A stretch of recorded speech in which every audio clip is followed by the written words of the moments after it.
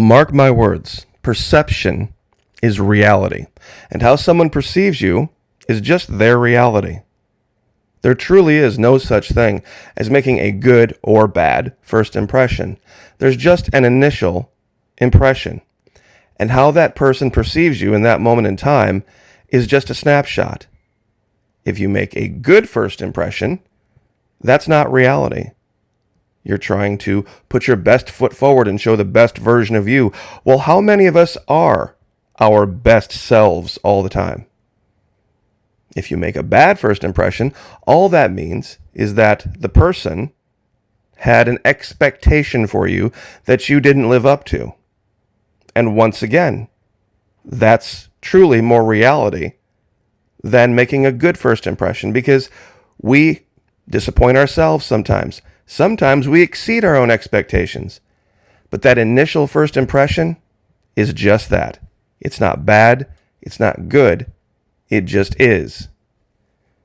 Now, in today's video, the children over at the 4th Psychological Operations Group at Fort Bragg have recently made themselves a video, put it online. It's gone kind of viral.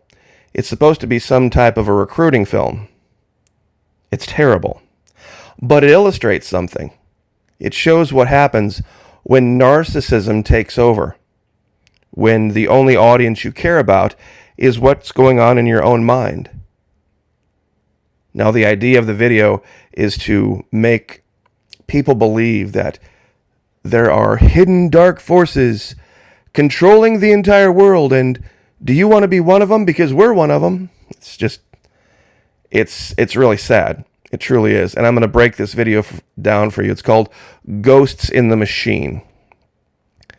And it's really almost cringe to watch, but this will take us about 2.5 minutes. I've got it sped up with commentary, so you're not going to waste a whole bunch of your time.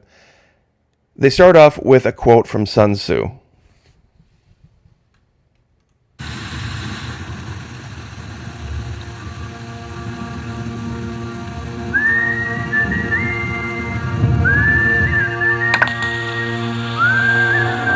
As the world watches and listens in horror, the peaceful pro-democracy demonstration in China comes to a violent and bloody end. Mr. Gorbachev, tear down this wall.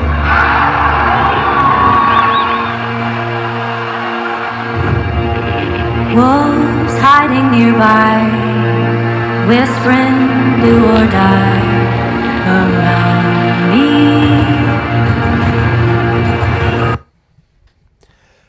Okay, so there's your first minute. You can kind of see the idea that they're trying to paint this ominous picture of the future, gloomy and dark, and there are just things going on beyond our control. Woe is us. We should all be afraid. Wolves in the dark, all this scary stuff. This whole idea of who's pulling the strings makes the assumption that you even believe that's the case. That sometimes the world just turns and things happen, and it's not a result of some giant conspiracy. Are there those who conspire? Of course. Is everything a result of said conspiracy? No. See, in Florida, it can be sunshine at your house, and 3 blocks over, there can be rainstorms. That has nothing to do with HAARP. It's just the way it is in Florida. It can rain while it's sunshining. It's been that way since I was a kid. It's been that way for hundreds of years, actually, probably longer. Just part of being in the southern part of the tropical area. So let's continue.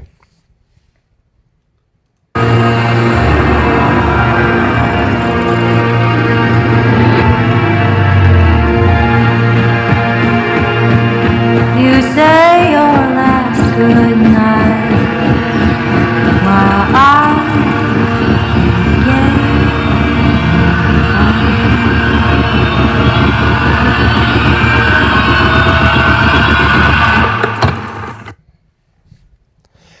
Okay, they tell 2 lies right off the bat. You'll find us in the shadows and at the tip of the spear. You will not find military intelligence or psychological operations in either location. Number one, it is not spy versus spy. It is not sneaking about in the shadows, in dark alleys like they make it out in the movies. You have to be able to operate right out in broad daylight so that people look right through you. You literally have to camouflage in the normal. Meaning you just got to look like every other thing going on. So hiding in the shadow, that's the first place people look, for God's sakes. And tip of the spear? No. By the time the spear arrives, our job is long over. Let me say that again. By the time the spear arrives, our job in intelligence, in Psy-Ops, long done. We've moved on. So, but they, of course, they have to include this to make people feel like it's going to be some super sneaky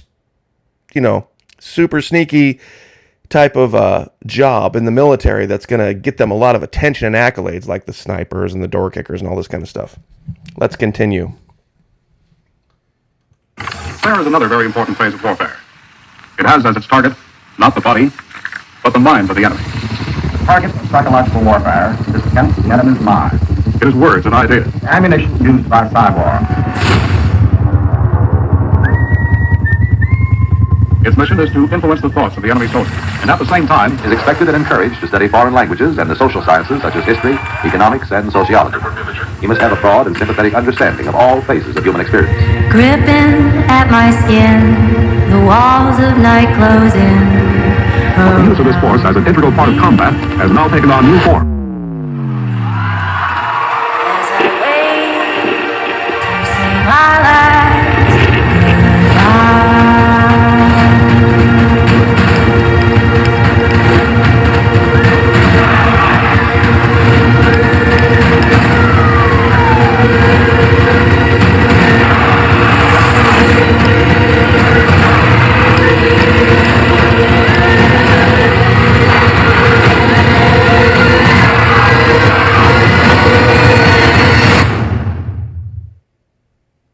These are the Psy-War soldiers.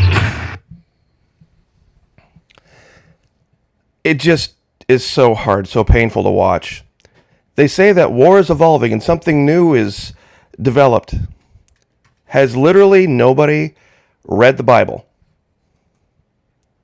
By way of deception, thou shalt make war. This is the motto of Mossad. And no, by the way, the Israelis didn't invent war by deception. They just perfected it.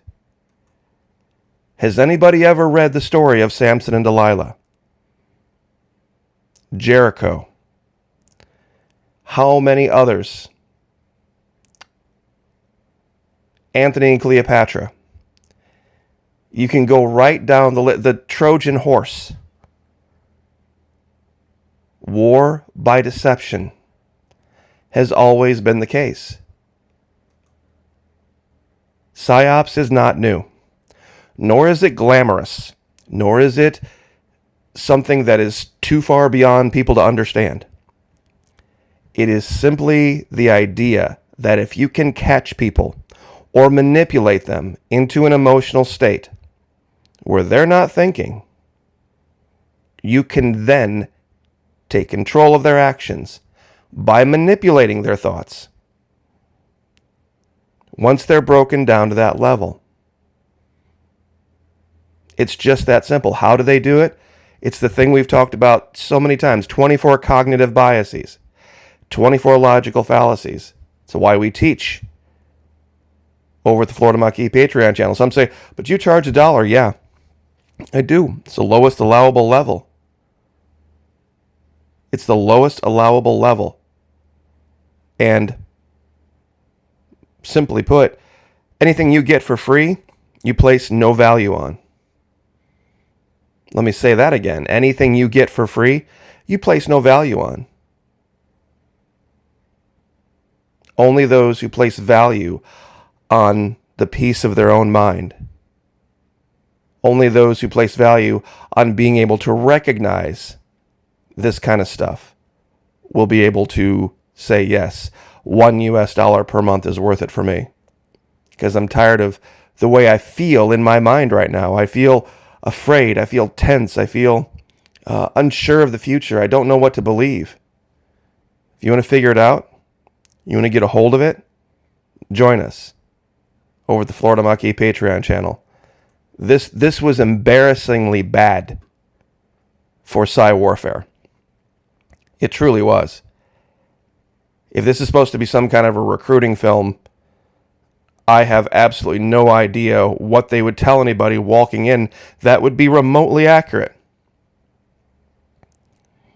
to what their job would actually be in the military. You're not at the tip of the spear.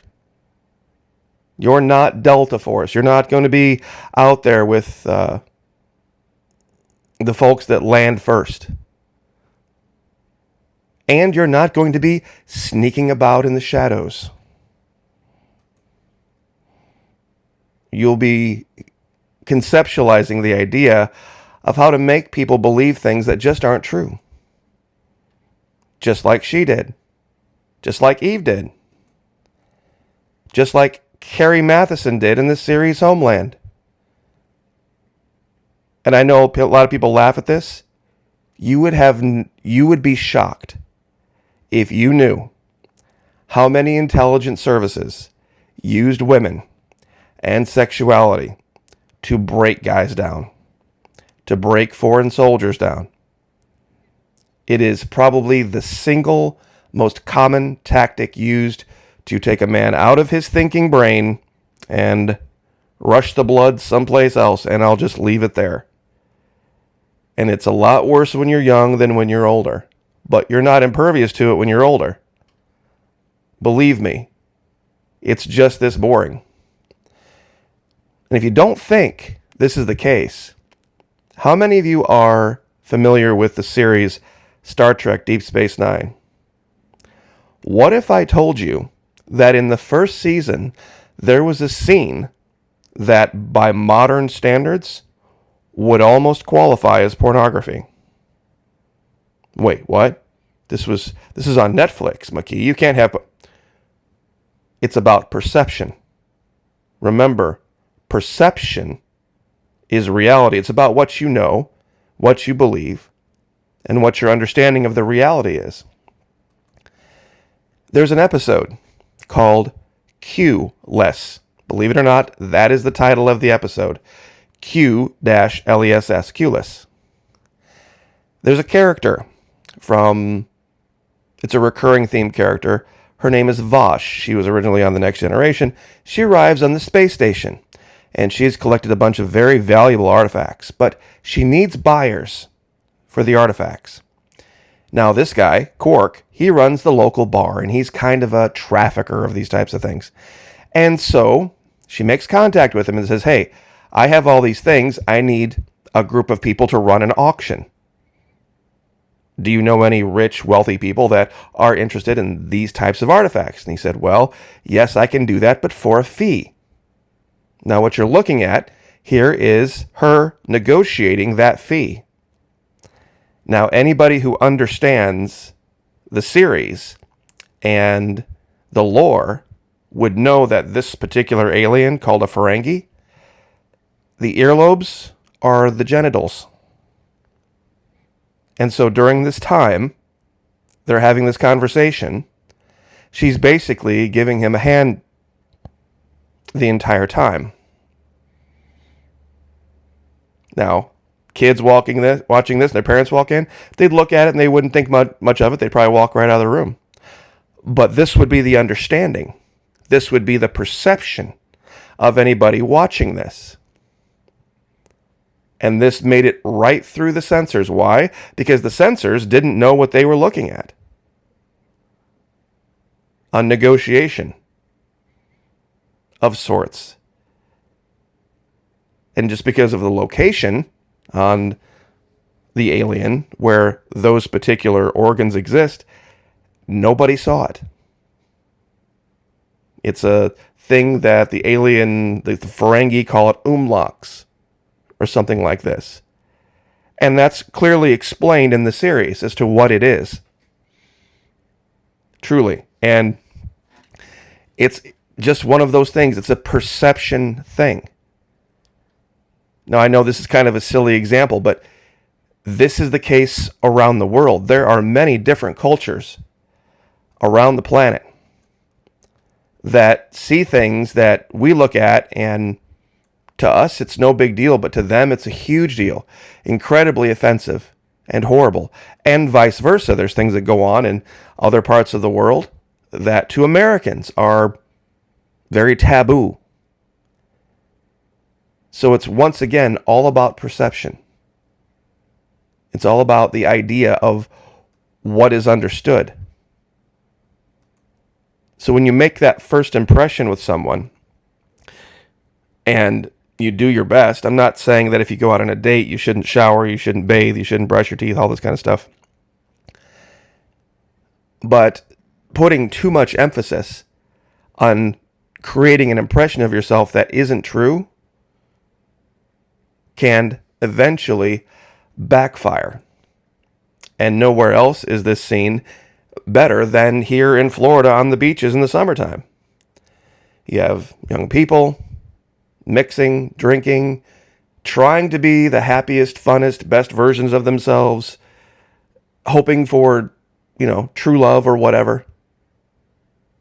But that perception will fade. And reality will always rear its ugly head. And what you would have perceived when you were 20-something about somebody at one moment in time is going to be an entirely different thing to what you would perceive even 5 or 10 or 15 years later about the exact same person, even in the same place. So, anyway, I will leave my rant there, but trust me when I tell you, psychological operations is just about getting a command of the human mind and understanding how yours works, how everyone else's works, and what you need to be on guard for. And that's what we study. That's what we talk about primarily so far in the training. We have shown how this is used in Hollywood because they're the primary driver of it right now. There's a lot of folks in the Patriot movement, in the conservative movement, that have been very badly manipulated about what a shit-it's-the-fan situation would be like in reality based on things that they've seen from The Walking Dead, from Jericho, from Colony, from all sorts of other series. And we're trying to break that down and put that back together so that people can understand what the biases are, what the fallacies are, and why it would be so different. So, anyway, I will leave it there, but God bless, like, share, subscribe. We'll see you guys next time.